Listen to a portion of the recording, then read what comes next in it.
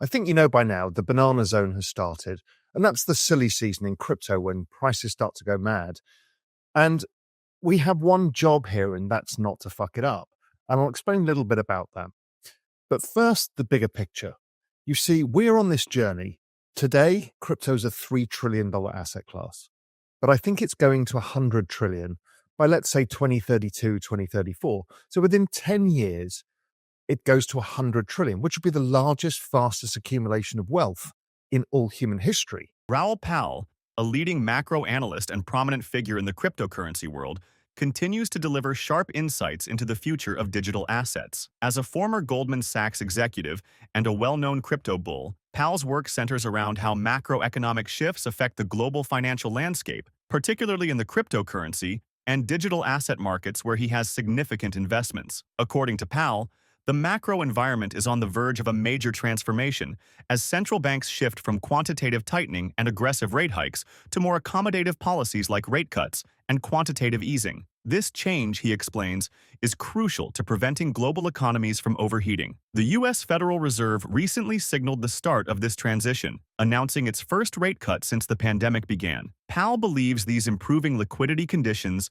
will lead to explosive growth in the cryptocurrency market. While he is optimistic about the entire space, he highlights Bitcoin, Ethereum, Solana, and Sui as standout assets poised for significant gains, with Solana at the forefront of the next market cycle. In his latest Real Vision update, Powell discusses the evolving macroeconomic environment and provides his outlook for the cryptocurrency market over the next few months. He also shares his investment strategy for capitalizing on what he sees as a $100 trillion opportunity in the crypto space, identifying key areas for growth and positioning for long-term success. Join us as we break down Powell's insights, including his thoughts on the banana zone and the cryptocurrencies he's backing for 2025 and beyond. Be sure to like, share, and subscribe for more in-depth discussions.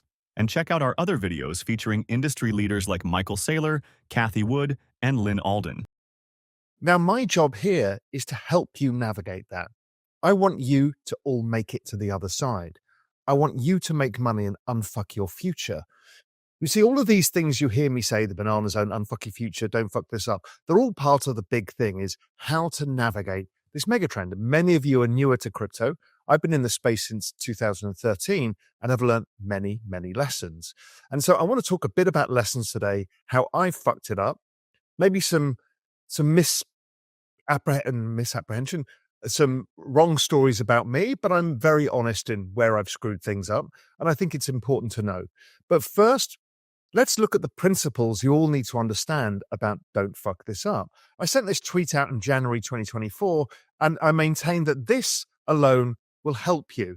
So this tweet says, remember, no leverage. So what that means is if you start borrowing money against it by using perps or other means, you have a risk of losing your coins if you get something wrong in a pullback. And then if you lose your coins, you're out of the market and you have fucked this up. So please don't use leverage. Leverage is for experts and shorter term traders and people who really know what they're doing.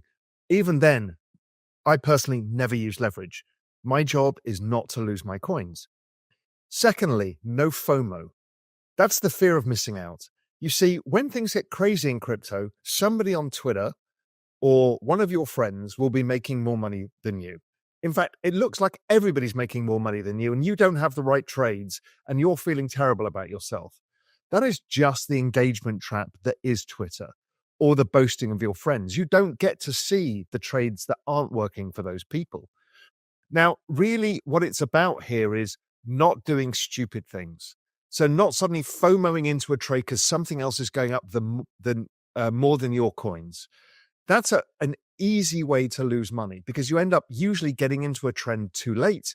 It then reverses. You've then lost money. You then try and get back into your old trend, your old trade. That starts outperforming and so on and so forth.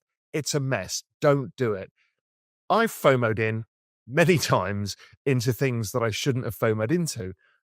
Often it's been in a meme coin where I have a very low allocation. We'll talk about that in a bit. But often it's a friend calls me up and goes, you've got to get this one. This is so good. And for some reason, my guard is down. Now, I know I only have a very small amount of meme coin holdings. or money allocated to that. So I can't do myself that much damage, but I suddenly get excited. I got an email a few months ago from a friend and client of mine, said, "Hey, you've got to look at this thing. It's amazing. I'm fully loaded up. This is really cool." And I'm like, "Oh yeah, this looks really cool." Now I'm shit at early stage stuff, but here's me thinking, "Yeah, I'm going to follow this guy. He's really smart." Obviously, I lose 70% of my money in that trade. I then did it again recently where somebody came on and said, "Listen, this is a really great idea." I have a history of doing that. I did it in the last bull run several times. So please don't FOMO. You will lose out. The other really crucial one is only have 3 to 5 of the top assets in your main holdings. This is to de-risk. You see, the space is going to go up plenty. You don't need the fastest horse in the race. You need just good, fast horses. So for most people, just Bitcoin is good enough.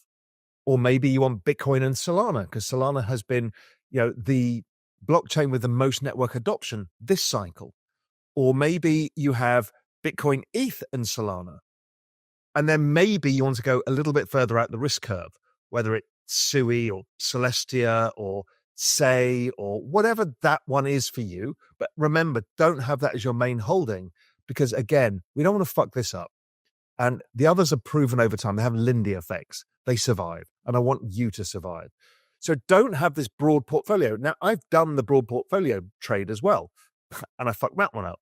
So last cycle, I started off thinking, I don't know what I'm going to do. I'm going to buy a large basket on top of my Bitcoin holdings. So I had Bitcoin, and then I had a large basket of 10, 15, 20 different names, thinking, well, these will work over time. My basket should work.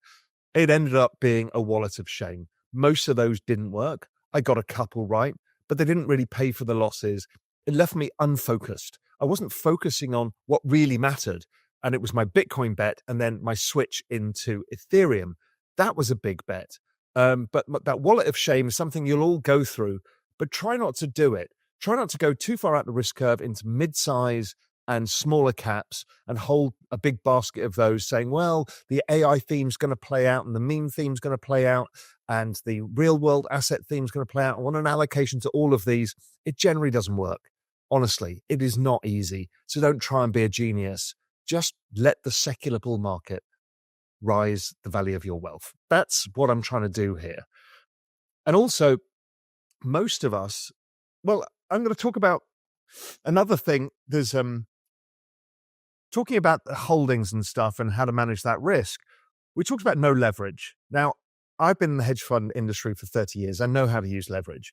And at the end of the last cycle, I thought there's a decent probability that Ethereum has another leg higher. Now, I was all in on Ethereum at this point.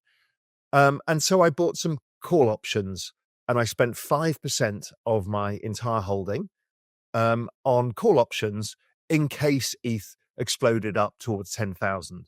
Now, that never ended up happening. I lost my 5%. 5% is nothing in a market that moves 5% in a day. So I was very happy with that bet.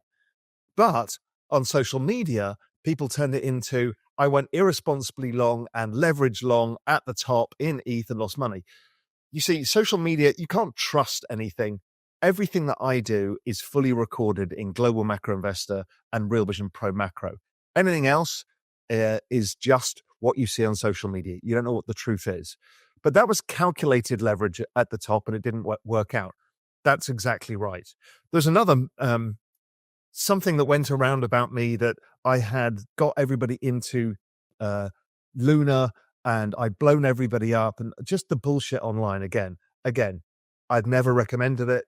I'd spoken about it in about 2 videos and explained where everybody cut it off, that it is risk-free in terms of you will get the tokens as long as the token value holds up. And I explained that if you want to take the risk in this currency. But again, people on social media cut it up and made lies about me. But again, I have a recorded track record.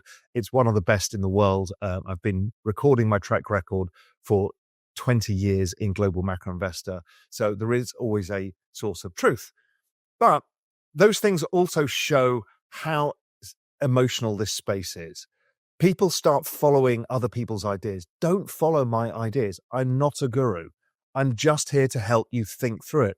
I'm not here to tell you which coins you should have in your bag. I'm just saying be sensible about it. Don't put it all in to something that is unproven to outperform. I like to look at a chart to say, is it going to outperform Bitcoin? And if it looks like it's outperforming Bitcoin, then that's a decent bet. If it's not, then just hold Bitcoin. That's what I did with Ethereum when I got into Ethereum in 2022. That's what I did with Solana back in in Ethereum back in 2020, Ethereum in Solana in 2022. I all look for the outperforming of Bitcoin. If not, just hold Bitcoin. Bitcoin's a phenomenally good asset. So just keep with that. A lot of people get stuck with previous cycle bags as well. So just be careful of your bias. Really, you should be a mercenary with your capital. You're in this game to try and make money. You're not in this to die for a community that you once believed in. So I urge you to do that. Okay, the other thing here is self-custody. You see, exchanges can blow up. Now, we've got much bigger exchanges and they're super high quality. You know, Coinbase and Kraken, etc. They've proven themselves over time. But generally, the magic of crypto is it's an asset we can self-custody. So that means nobody can take it away from you if something goes wrong. And I think that's one of the key use cases. Now, if you're new to crypto, don't worry about that yet. First, buy your crypto, store it on an exchange, and then go out and buy something like a ledger device and figure out how to use that. That stores your pass key for your crypto in a safe and secure way, so nobody else can get access to it. But again, you need to be really careful where you store your seed phrase that gives access to that. But what it allows you to do is it becomes portable.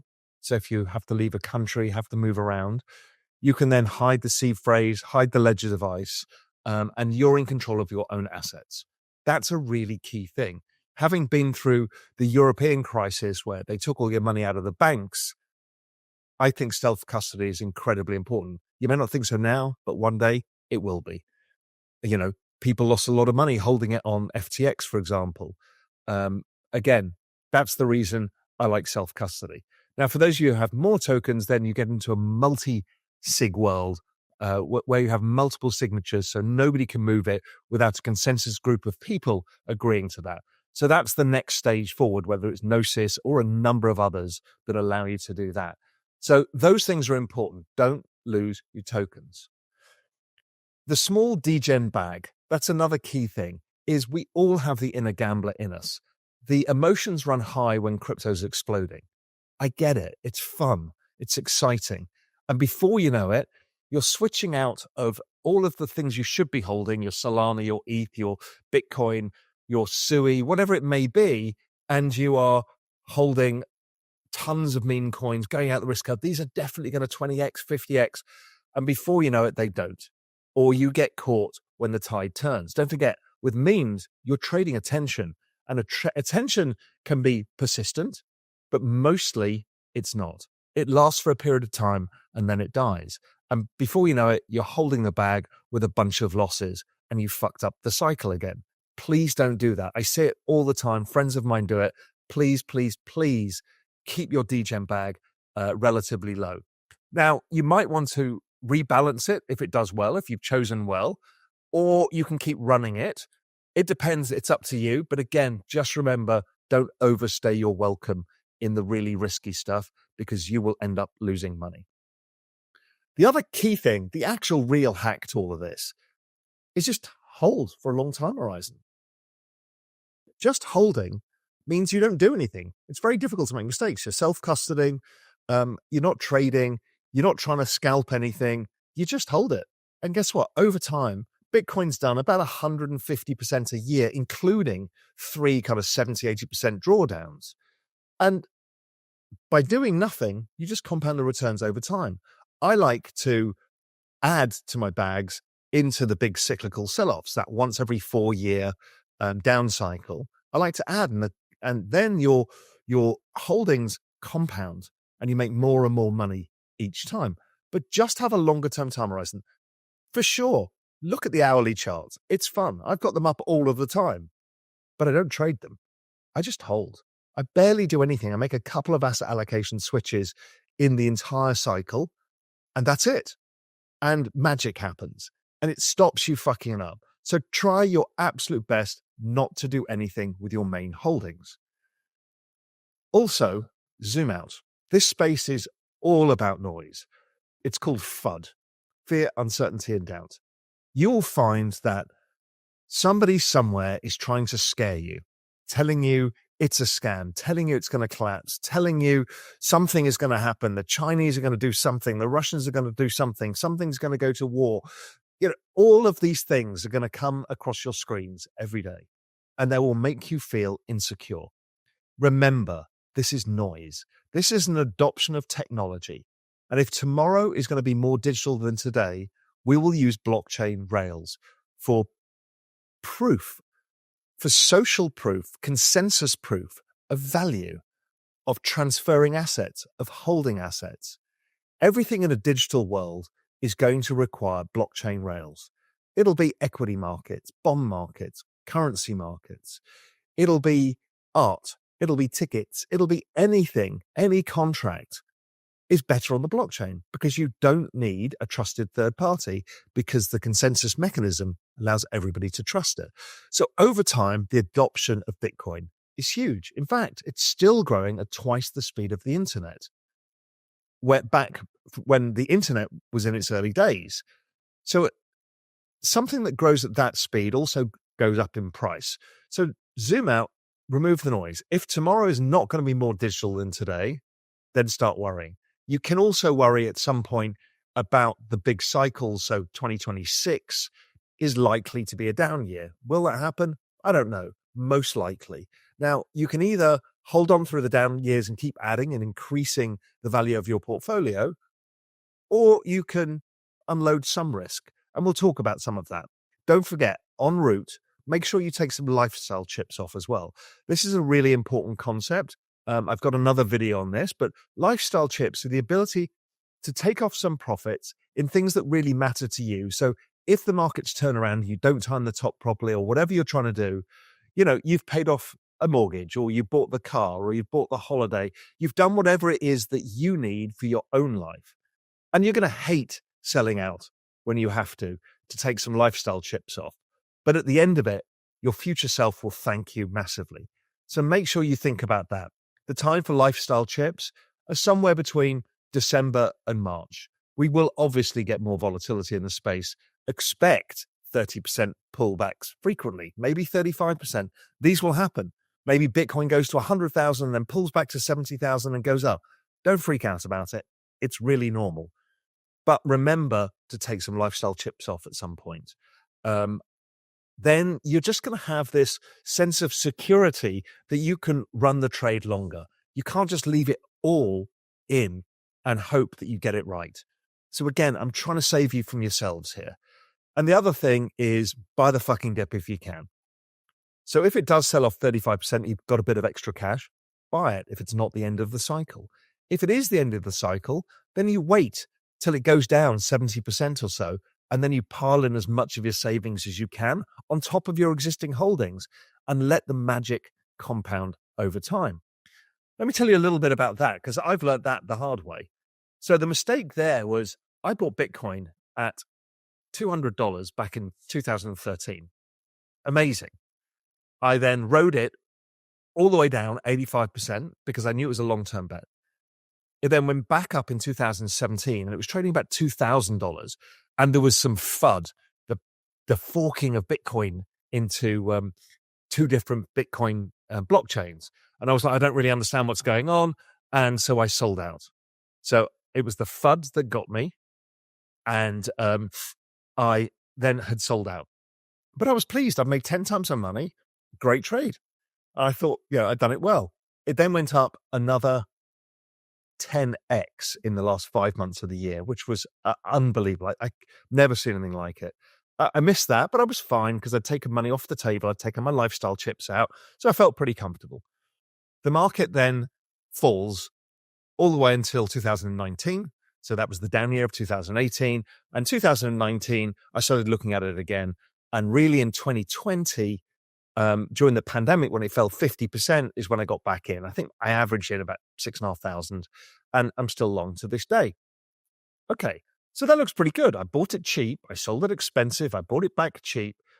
But when I looked at it, and I bought a lot more at the end, the second time around in 2020, when I go back and look at if I just held my original bet, which was much smaller, I'd have made 5 times the money from trading it. You see, that's the issue here. Now, had I listened to myself and bought the big sell-offs and doubled up my position every 4 years when we had the down cycle, I'd have 25x'd my position. And again, you can only do this in the very top tokens, mainly Bitcoin, but maybe Solana, Ethereum. But really in Bitcoin, that's where you can do this very long term, because Bitcoin is much more secure as an asset over time in terms of its adoption and acceptance at large. Then you can diversify out into riskier stuff. But buying the dip would have made me a fortune. The FUD cost me money. Trading cost me money. I didn't do the hold. You see, so there's a number of ways you can fuck up. You can lose your tokens. That's when an exchange goes down. Or you start using DeFi and you put your money for a yield into some stupid shit, which is what people did in Terra Luna. And again, I did not do that. Or BlockFi or Celsius or all of these things. Everybody lost money because they parted with their tokens. Storing in the wrong exchange. OGs remember Mt. Gox. They still have been paid out. That was, 10 years ago. So that's why I don't like to keep things on exchange. Hold on, let the gains compound. I've also screwed up by having this big diversified bag where I thought, all of my tokens will go up, and I tried to asset allocate. That screwed up, and I've got a wallet of shame like most of you have, and that failed. A lot of people have got wallets of shame from the NFT craze in 2021, and many of you will end up with a wallet of shame from the meme coin craze. So in meme coins, keep it to a small weighting, please. It's great fun. Get involved. But if you've got too big a weighting, you risk losing everything. And then you fucked up with rule number 1, which is don't lose control of your tokens. And leverage is another one. If you remember, I bought call options on ETH. I knew I could lose 5% of my capital. Most of you don't trade options, but you trade perps. And perps give you leverage. And before you know it, the market has that 35% pullback that you expect, and you've lost control of your tokens and you're out of the game. Staying in the game is how we get from 3 trillion to 100 trillion. I don't want you to fuck this up. So learn from me. I fucked up many times in the past, and I don't want you to do it. We will all screw up in some way. We'll get something wrong. Nobody can get this all right. But just adhere to the main principles, and you'll have a much better chance of unfucking your future. The future looks incredibly promising for the cryptocurrency and digital asset space as we move into 2025 and beyond.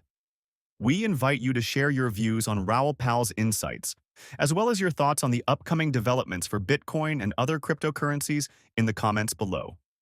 Be sure to give this video a thumbs up, subscribe to the channel, and enable post notifications to stay updated with more content like this.